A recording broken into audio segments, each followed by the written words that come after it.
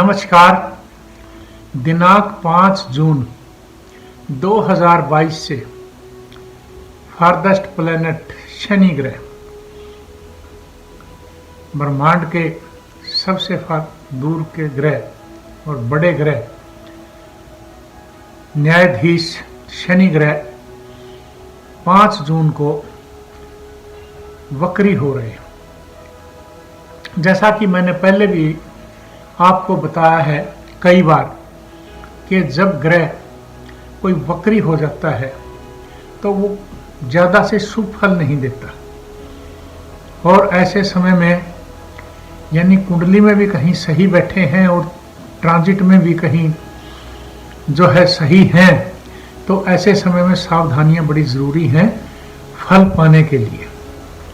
तो शनि ग्रह वक्री हो रहे हैं 5 जून से कुंभ राशि में ही। हालांकि उनकी मूल त्रिकोण राशि है, मगर वहां भी वो वक्री हो रहे हैं और 16 जुलाई को वो जो है मकर राशि में वापस आएंगे। यानी कि अभी रहेंगे 16 जुलाई तक कुंभ राशि में ही। रिजल्ट तो वही चल रहे हैं, पॉजिटिव जो हैं जिसके भी हैं या नेगेटिव जिसके हैं, मगर क्या है कि उनकी रिजल्ट जो देने की प्रक्रिया है पॉजिटिव, वो स्लो हो जाएगी या धीमी गति से ही रिजल्ट मिलेंगे, पहले के मुकाबले और भी धीमे हो जाएंगे और अड़चनें भी आ सकती हैं। तो ऐसे समय में काफ़ी सावधानी की ज़रूरत है। अब मैं बताना चाहूँगा कि शनि देव जो कि न्याय के देवता है, यानी उनको न्यायाधीश जज का दर्जा दिया गया है। शनि देव जो कि सूर्य पुत्र हैं, नंबर 2। नंबर 3, हर घटना के साथ जो भी कोई भी दुर्घटना है, चाहे वो कैसी हो, उसके साथ शनि की चर्चा जरूर होगी। और शनि की 7.5 और ढैया में हमेशा असामान्य रिजल्ट ही मिलते हैं, कोई ज़्यादा से अच्छे रिजल्ट नहीं मिलते हैं इन जनरल।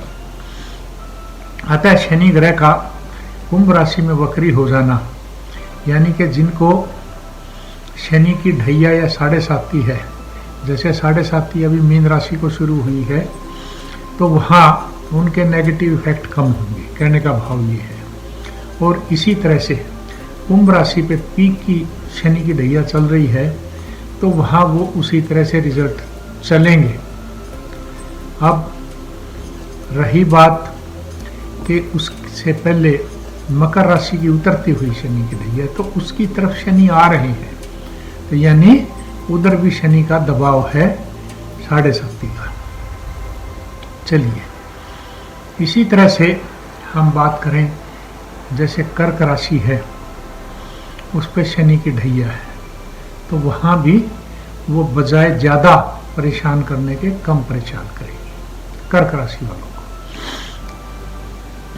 और इसी तरह से वृश्चिक राशि वालों को, उनको भी चतुर्थ की ढैया है। अतः अब मैं आपको बताना चाहूँगा राशि वाइज इसका जो फल है। जैसे शनि है, न्याय के देवता हैं, मैंने जैसे अभी बताया, तो वो न्याय प्रिय हैं। जैसे आप वो कर्मों के साथ रहते हैं, जितने आप शुभ कर्म करेंगे उतना ही शनि आपका साथ देंगे, कर्मों के अनुसार ही फल देंगे। अतः अपने कर्मों पर ध्यान रखें। उसी तरह से शनि ग्रह जो है वो राजनीति के भी देवता है, हर राजनीति के पहलू को बदल देते हैं, इधर से उधर, उधर से इधर शनि देव ही करते हैं। उसी तरह से वो जितने भी, चाहे युद्ध हैं, चाहे किसी देश की अन्न भंडारण की या खाद्यान्न की कोई समस्या है, एग्रीकल्चर से कोई रिलेटेड समस्या है, सब में शनि का रोल आता है। और इसके साथ ही वो टेक्निकल प्लैनेट भी है। जितने भी टेक्निकल एजुकेशन हैं, जितनी टेक्निकल एजुकेशन से फायदे हैं, नुकसान हैं, सब में शनि का रोल अदा होता है। जितनी बीमारियां हैं आपकी शरीर में, सब में शनि का रोल अदा होता है। तो ऐसे समय में अपनी सावधानी जरूर रखें।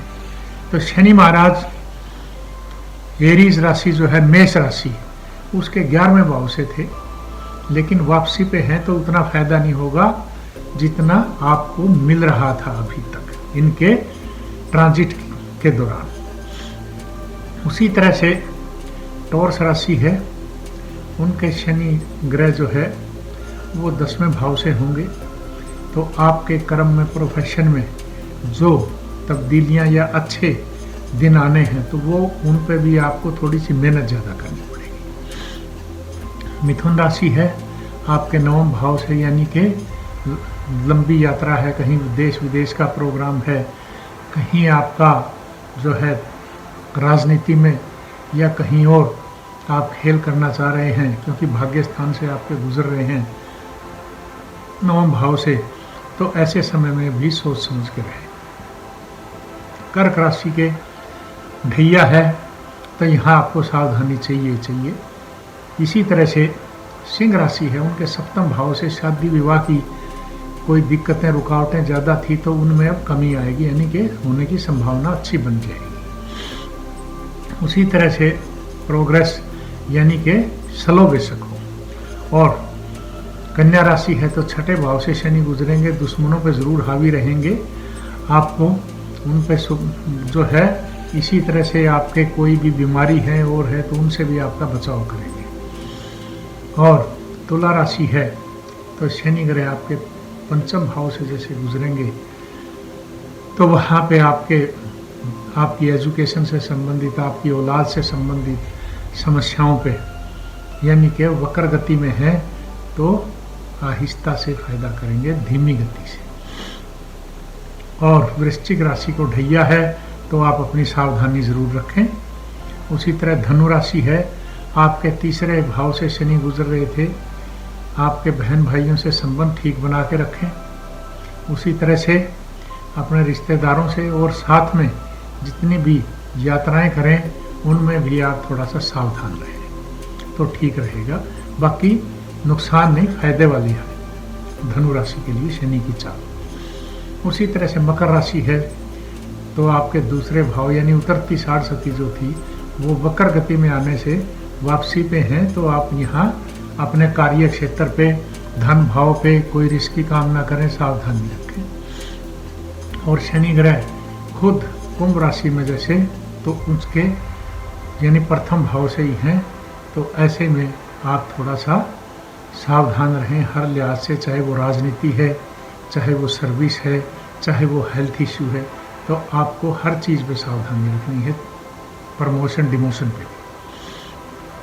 उसी तरह से शनि ग्रह आखिरी राशि मीन राशि है जैसे, तो मीन राशि के 12वें भाव से शनि गुजर रहे हैं साढ़सती के उससे, और यहाँ आपको साढ़सती का ज़्यादा नुकसान तो नहीं होगा, मगर विदेश यात्रा वगैरह या फालतू धन खर्च वगैरह इसमें वृद्धि हो सकती है, तो उस पर अपनी सावधानी जरूर रखें। ये थी बात राशियों की। अब मैं आपको बताना चाहूँगा कि इस वक्र गति के शनि के उपाय जरूर करके रखें, अपनी कुंडली का मिलान जरूर करवाएं, अपनी कुंडली का विश्लेषण जरूर करवाएं, ताकि समय अनुसार रेमेडीज की सांस लें।